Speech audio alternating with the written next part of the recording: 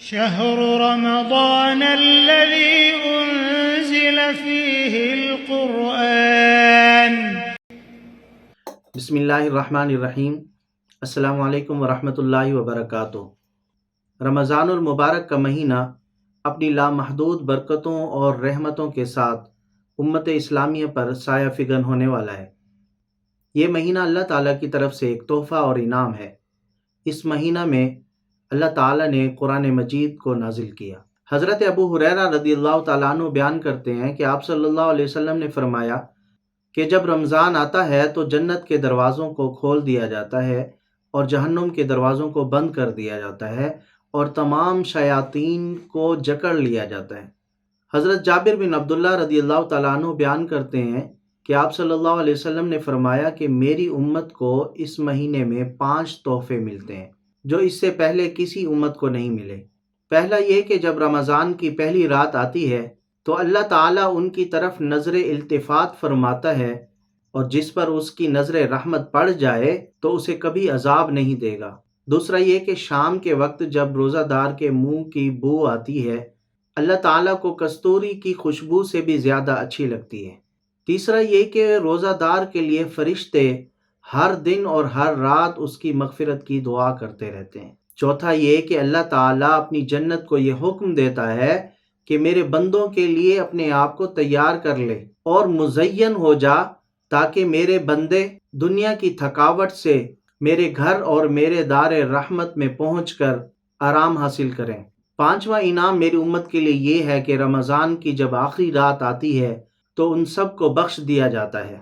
حضرت عبد الرحمن بن عوف رضی اللہ تعالیٰ عنہ بیان کرتے ہیں کہ آپ صلی اللہ علیہ وسلم نے فرمایا کہ جس نے ایمان اور احتساب کے ساتھ رمضان کے روزے رکھے اور راتوں کا قیام کیا تو وہ گناہوں سے اس طرح پاک ہو جاتا ہے جیسے ابھی ابھی اپنے ماں کے پیٹ سے پیدا ہوا ہو. آپ صلی اللہ علیہ وسلم نے ارشاد فرمایا کہ روزہ دار کے لیے 2 خوشیاں ہیں.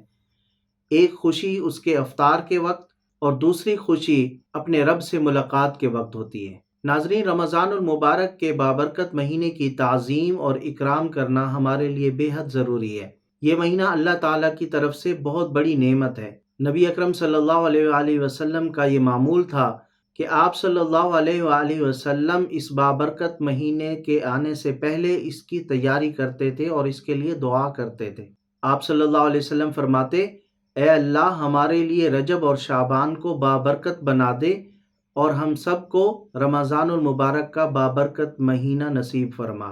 اسی طرح آپ صلی اللہ علیہ وآلہ وسلم کی پیروی کرتے ہوئے صحابہ کرام بھی رمضان المبارک کو پانے کی خواہش کیا کرتے تھے اور اس کو پانے کی دعائیں کیا کرتے تھے. روایات میں آتا ہے کہ صحابہ کرام اور تابعین اللہ تعالیٰ سے پورے 6 مہینے تک اس کے پانے کی دعا کیا کرتے تھے اور بقیہ 6 مہینوں میں اس مہینے میں کی جانے والی عبادات کی قبولیت کی دعا کیا کرتے تھے.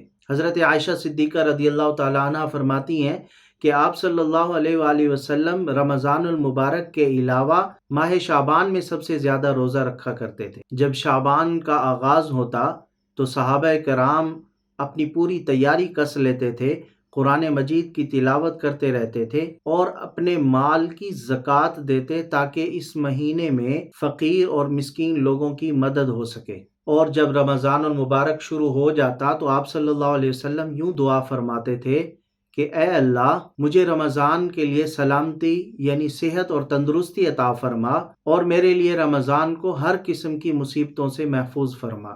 اور یہ بھی فرماتے یا اللہ مجھے اس میں اپنی نافرمانی سے بچا. جب رمضان المبارک آتا تو اس خوف کے پیش نظر کہ کہیں عبادت میں کمی نہ ہو جائے آپ صلی اللہ علیہ وآلہ وسلم کے چہرے مبارک کا رنگ فق ہو جاتا. علماء فرماتے ہیں کہ یہ اس ڈر کی وجہ سے کہ کہیں ایسا عارضہ لاحق نہ ہو جائے جس کی وجہ سے میں اپنی عبادتوں میں کمی کر لوں. نبی اکرم صلی اللہ علیہ وآلہ وسلم اپنے صحابہ کرام کو خوشخبری سنایا کرتے تھے. آپ فرماتے تھے کہ تمہارے پاس ایک عظیم بابرکت مہینہ تشریف لا رہا ہے. اللہ تعالیٰ نے تم پر اس مہینے کے روزے فرض کیے ہیں. اس مہینے میں جنت کے دروازوں کو کھول دیا جاتا ہے اور جہنم کے دروازوں کو بند کر دیا جاتا ہے اور شیاطین کو قید کر دیا جاتا ہے.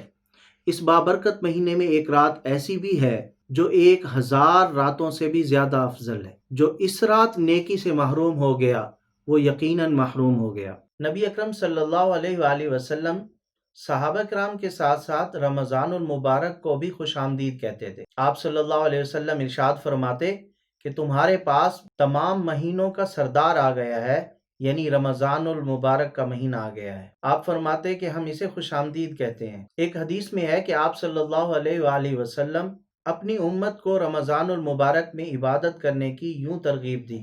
آپ صلی اللہ علیہ وسلم فرماتے ہیں کہ اگر بندوں کو یہ معلوم ہو جائے کہ رمضان المبارک کتنی برکتوں والا اور رحمتوں والا مہینہ ہے تو وہ تمنا کرتے کہ رمضان پورے سال کا ہوتا۔ جس دن رمضان المبارک کے چاند کے طلوع ہونے کی امید ہوتی اور شعبان کا آخری دن ہوتا تو آپ صلی اللہ علیہ وآلہ وسلم مسجد نبوی میں صحابہ کرام کو جمع کر کے خطبہ ارشاد فرماتے، جس میں رمضان المبارک کے برکات، اس کی فضیلت اور اہمیت کو بیان فرماتے تھے۔ اس روایت کو حضرت سلمان فارسی رضی اللہ تعالی عنہ بیان کرتے ہیں کہ آپ صلی اللہ علیہ وآلہ وسلم نے شعبان کے آخری دن یہ خطبہ ارشاد فرمایا کہ اے لوگو، ایک بہت ہی بابرکت مہینہ تم پر سایہ فگن ہونے والا ہے۔ اللہ تعالیٰ نے اس مہینے کے روزے فرض کیے ہیں اور رات کے قیام کو نفل قرار دیا ہے۔ جو شخص کسی نیکی کے ساتھ اللہ تعالیٰ کی طرف قربت چاہتا ہے اس کو اس قدر ثواب ہوتا ہے گویا اس نے عام دنوں میں فرض کو ادا کیا، اور جس نے رمضان میں فرض ادا کیا تو گویا اس نے رمضان کے علاوہ دوسرے مہینوں میں 70 فرض ادا کیے۔ آپ صلی اللہ علیہ وآلہ وسلم نے فرمایا کہ یہ مہینہ صبر کا مہینہ ہے اور صبر کا بدلہ جنت ہے۔ آپ فرماتے ہیں کہ یہ مہینہ لوگوں کے ساتھ غم خاری کا مہینہ ہے۔ اس مہینے میں مومن کا رزق بڑھا دیا جاتا ہے۔ جو اس مہینے میں روزہ دار کو افطار کرائے گا اللہ تعالیٰ اس کے سابقہ تمام گناہوں کو معاف کر دے گا اور اس کی گردن آگ سے آزاد کر دی جائے گی، یعنی جہنم سے چھٹکارا مل جائے گا، اور روزہ افطار کرانے والے کو بھی اتنا ہی ثواب ملتا ہے جتنا ایک روزہ دار کو ثواب ملے گا، اور اس سے روزہ دار کے ثواب میں کمی واقع نہیں ہوگی۔ صحابہ کرام رضی اللہ عنہم نے سوال کیا، یا رسول اللہ صلی اللہ علیہ وسلم، ہم میں سے ہر شخص اتنی حیثیت اور طاقت نہیں رکھتا کہ وہ کسی روزہ دار کو پیٹ بھر کر کھانا کھلائے۔ تو آپ صلی اللہ علیہ وآلہ وسلم نے فرمایا کہ یہ ثواب اس کو بھی عطا ہوگا جو ایک کھجور یا پانی کے گھونٹ یا لسی کے گھونٹ سے روزہ دار کو اس کے روزے کی افطاری کرائے گا۔ آپ صلی اللہ علیہ وآلہ وسلم نے فرمایا کہ جس نے روزہ دار کو پیٹ بھر کر کھانا کھلایا تو اللہ تعالیٰ روز قیامت اس شخص کو میرے حوض کوثر سے ایسا پانی پلائے گا جس کے بعد دخول جنت تک اس شخص کو پیاس نہیں لگے گی۔ یہ مہینہ ایسا بابرکت مہینہ ہے جس کا اول رحمت ہے، درمیان بخشش اور اس کے آخر میں آگ سے آزادی ہے۔ آپ صلی اللہ علیہ وآلہ وسلم نے فرمایا جو شخص اس مہینے میں اپنے غلام کا بوجھ ہلکا کرے گا اللہ تعالیٰ اس کو بخش دیتا ہے اور اسے آگ سے آزاد کر دیتا ہے۔ آپ صلی اللہ علیہ وآلہ وسلم نے صحابہ کرام کو رمضان المبارک میں چند معمولات کی کثرت کا حکم دیا ہے۔ آپ صلی اللہ علیہ وسلم نے فرمایا کہ اس مہینے میں 4 چیزوں کی کثرت کرو، ان میں 2 ایسی ہیں جس سے تم اپنے رب کو راضی کرو گے، اور 2 ایسی چیزیں ہیں جس کے بغیر تمہارا گزارا نہیں۔ وہ 2 چیزیں جس سے تم اپنے رب کو راضی کرو گے وہ کلمہ طیبہ پڑھنا اور استغفار کرنا ہے، اور وہ 2 چیزیں جن کے بغیر تمہارا کوئی چارہ کار نہیں وہ یہ ہیں کہ تم اللہ تعالیٰ سے جنت کا سوال کرتے رہو اور دوزخ سے پناہ مانگتے رہو۔ حضرت عبادہ بن صامت رضی اللہ تعالیٰ عنہ سے روایت ہے کہ ایک مرتبہ جب رمضان المبارک کا مہینہ قریب آ گیا تو آپ صلی اللہ علیہ وآلہ وسلم نے ارشاد فرمایا تمہارے پاس رمضان المبارک کا مہینہ آ گیا ہے جو بہت بابرکت مہینہ ہے۔ حق تعالی شانہ اس مہینے میں تمہاری طرف متوجہ ہوتے ہیں اور اپنی رحمت خاصہ نازل فرماتے ہیں، خطاؤں کو معاف کرتے ہیں اور دعاؤں کو قبول فرماتے ہیں، تمہاری مسابقت کو دیکھتے ہیں اور ملائکہ سے تمہارے لیے فخر کرتے ہیں کہ دیکھو میرا بندہ کیسے مجھ سے مانگ رہا ہے، کیسے میری عبادت کر رہا ہے۔ بس اللہ کو اپنی نیکی دکھلاؤ اور بدی سے باز آ جاؤ۔ بد نصیب ہے وہ شخص جو اس مہینے میں بھی اللہ تعالیٰ کی رحمت سے محروم رہ جائے۔ ناظرین، رمضان المبارک کے آنے سے پہلے ہی ہمیں اس بابرکت مہینے کی تیاری کر لینی چاہیے، اور اس کی تیاری یہ ہے کہ انسان یہ سوچے کہ میں اپنے روز مرہ کے کاموں یعنی تجارت، ملازمت، زراعت وغیرہ، ان تمام کاموں کو کس طرح مؤخر کر سکتا ہوں، کس طرح کم کر سکتا ہوں، اور ان تمام کاموں سے وقت بچا کر اللہ تعالیٰ کی عبادت کیسے ہو سکتی ہے۔ ناظرین، دن کے روزے کے ساتھ ساتھ راتوں کا قیام کرنا بھی ضروری ہے۔ تراویح کا اہتمام کریں۔ تراویح کے علاوہ نفلی نمازیں یعنی تہجد، اشراق، اوابین، تحیۃ الوضو، تحیۃ المسجد، ان تمام نمازوں کی بھی پابندی کرنا شروع کر دیں۔ خاص طور پر قرآن پاک کی تلاوت کو کثرت سے کریں۔ نبی اکرم صلی اللہ علیہ وآلہ وسلم اس مبارک مہینے میں 3 معمولات خاص طور پر فرماتے تھے۔ آپ صلی اللہ علیہ وآلہ وسلم راتوں کو اتنا لمبا قیام فرماتے تھے کہ آپ کے قدم مبارک پر ورم آ جاتے تھے۔ آپ صلی اللہ علیہ وآلہ وسلم سال کے عام دنوں کی نسبت رمضان المبارک میں سب سے زیادہ دعائیں فرماتے تھے۔ آپ صلی اللہ علیہ وسلم ویسے تو پورا سال سخاوت فرماتے، لیکن رمضان المبارک میں آپ صلی اللہ علیہ وسلم کی سخاوت عروج پر ہوتی تھی۔ اس بابرکت مہینے میں کسی بھی عمل سے پہلے ہمیں یہ دیکھنا ہے کہ ہماری نیت کیا ہے، ہم روزہ کس مقصد کے لیے رکھتے ہیں، رات کو قیام کس لیے کر رہے ہیں، روزہ داروں کو افطار کس لیے کراتے ہیں، زکوٰۃ کی ادائیگی ہو یا صدقۃ الفطر کی ادائیگی، ہر عمل سے پہلے ہمیں اپنے اندر اخلاص کو دیکھنا ہوگا۔ ایسا نہ ہو کہ ہم سارا دن بھوک پیاس بھی برداشت کریں، راتوں کو جاگ کر مشقت میں اپنے آپ کو ڈال کر اور صدقہ و خیرات کے ذریعے ناداروں اور مسکینوں کی مدد بھی کر رہے ہوں،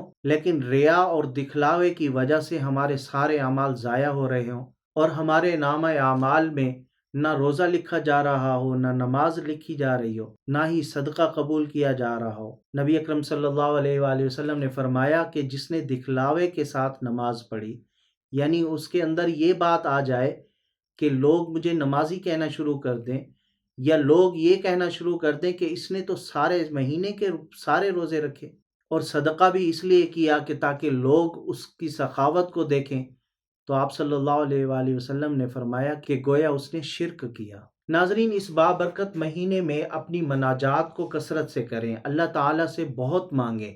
اللہ تعالیٰ خوش ہوتا ہے جب اس کا بندہ اللہ سے مانگتا ہے۔ سحر اور افطار کے وقت اور نماز کے فوراً بعد دعا کی قبولیت کا وقت ہوتا ہے۔ خوب یکسوئی کے ساتھ اللہ تعالیٰ سے دعائیں مانگیں، جس میں خاص طور پر جنت کی طلب ہو اور جہنم سے چھٹکارے کی دعا ہو۔ ناظرین، ابھی سے یہ عزم کر لیں کہ ہم اللہ تعالیٰ کی معصیت اور نافرمانی سے خود کو بچائیں گے، خاص طور پر جھوٹ سے خود کو بچائیں گے، غیبت سے بچائیں گے، کسی کی دل آزاری نہیں کریں گے اور وقت گزاری کے لیے فضول مجلسوں میں نہیں بیٹھیں گے۔ اگر انسان اس بابرکت مہینے میں حلال چیزوں کے کھانے پینے سے خود کو بچا رہا ہے تو اس کے ساتھ ساتھ حرام کاموں سے بھی اگر اجتناب کرتا ہے تو اسے اس مبارک مہینے کے تمام انوار اور برکات حاصل ہوں۔ رمضان المبارک میں اگر ہم اپنی زندگی کو بدلنا چاہیں تو بہت آسانی سے بدل سکتے ہیں، کیونکہ انسان کے ایک بہت بڑے دشمن کو اس مہینے کے آغاز میں ہی جکڑ لیا جاتا ہے۔ اب دوسرے دشمن یعنی اپنی نفس، اپنی خواہشات کو قابو کرنا انسان کے لیے بہت آسان ہو جاتا ہے۔ نبی اکرم صلی اللہ علیہ وآلہ وسلم نے ارشاد فرمایا، رمضان المبارک کے مہینے میں باجماعت نماز کی عادت بنانے کی کوشش کریں اور پھر اسے پوری زندگی کا معمول بنا لیں۔ صدقہ و خیرات کسی بھی شکل میں کی جا سکتی ہے اور اس کی بہترین شکل روزہ دار کو افطار کرانا ہے۔ آپ صلی اللہ علیہ وآلہ وسلم نے ارشاد فرمایا، جو شخص اپنے بھائی کے کام کے لیے ایک جگہ سے دوسری جگہ چلتا ہے تو اللہ تعالیٰ اس کے ساتھ 75,000 فرشتے مقرر فرما دیتا ہے جو اس کے اوپر سایہ کرتے ہیں، اور اگر وہ صبح کے وقت نکلتا ہے تو فرشتے اس کے لیے شام تک اس کی مغفرت کی دعا کرتے ہیں، اور اگر وہ شام کو نکلتا ہے تو پھر وہ فرشتے اس کے لیے صبح تک اس کی مغفرت اور بخشش کی دعا کرتے ہیں۔ سامعین مکرم، ہر شعبے کے ساتھ جو شخص منسلک ہے ان کو چاہیے کہ وہ اپنے ماتحتوں کا بوجھ ہلکا کریں۔ اگر وہ 8 گھنٹے ڈیوٹی دیتے ہیں تو اس میں سے اس کے ٹائم میں کمی کر لیں، جتنی بھی آسانی ہو سکتی ہے اپنے ملازموں کے ساتھ ضرور کریں۔ سامعین مکرم، یہ بابرکت مہینہ جو ہمارے لیے تشریف لا رہا ہے، اس کے 3 بنیادی مقاصد ہیں۔ ہمیں یہ جائزہ لینا چاہیے کہ کیا یہ 3 مقاصد پورے ہوئے ہیں۔ نمبر 1، ہمارے دلوں پر اللہ تعالیٰ کا خوف غالب آ رہا ہے کہ نہیں؟ ہم اللہ تعالیٰ سے ڈر رہے ہیں کہ نہیں؟ اگر اللہ کا خوف غالب نہیں آ رہا تو ہمیں یہ سوچنا چاہیے کہ ہماری عبادتوں میں کہیں نہ کہیں کمی واقع ہو رہی ہے۔ ناظرین، دوسرا مقصد یہ ہے کہ ہم یہ دیکھیں کہ کیا ہمارے گناہوں کو معاف کرانے والے اعمال ہم سے ہو رہے ہیں؟ اللہ تعالیٰ سے اپنے گناہوں کی معافی کی دعا ہو رہی ہے کہ نہیں؟ اگر نہیں تو پھر اس پر توجہ دی جائے۔ اور تیسرا مقصد یہ ہے کہ نیکیوں کا ذخیرہ کتنا جمع کر رہے ہیں۔ ناظرین، اگر ہم نے ان تمام مقاصد کو مد نظر نہیں رکھا اور ہمارا رمضان کا مہینہ اسی طرح گزر گیا جس طرح عام مہینے گزر جاتے ہیں تو ہمارے لیے حسرت اور افسوس کا باعث ہوگا۔ ناظرین، اس بابرکت مہینے میں ہمیں انٹرنیٹ اور سوشل میڈیا کے منفی استعمال سے اجتناب کرنا چاہیے۔ ناظرین، آخر میں سب سے اہم بات یہ کرنا چاہتا ہوں کہ اپنے سونے کے معمولات کو ٹھیک کریں۔ رمضان المبارک میں اپنے سونے کے وقت ایسے بنائیں جس میں عبادت میں خلل واقع نہ ہو اور روزے کا پورا ثواب حاصل ہو۔ اللہ تعالی ہم سب کو اس بابرکت مہینوں کا احترام کرنا نصیب فرمائے اور اس مہینے میں اللہ تعالیٰ اپنی تمام عبادات کرنے کی توفیق عطا فرمائے، قرآن پاک کی صبح و شام تلاوت کرنا نصیب ہو اور تمام روزے رکھنے کی سعادت نصیب ہو، نمازوں کی پابندی ہو، اور آج سے یہ عہد کرتے ہیں کہ اب آنے والی زندگی میں کبھی نافرمانی نہیں کریں گے رب تعالیٰ کی۔ اللہ تعالیٰ ہم سب کے لیے دین اور دنیا کو آسان بنائے اور اس میں بہتری نصیب فرمائے۔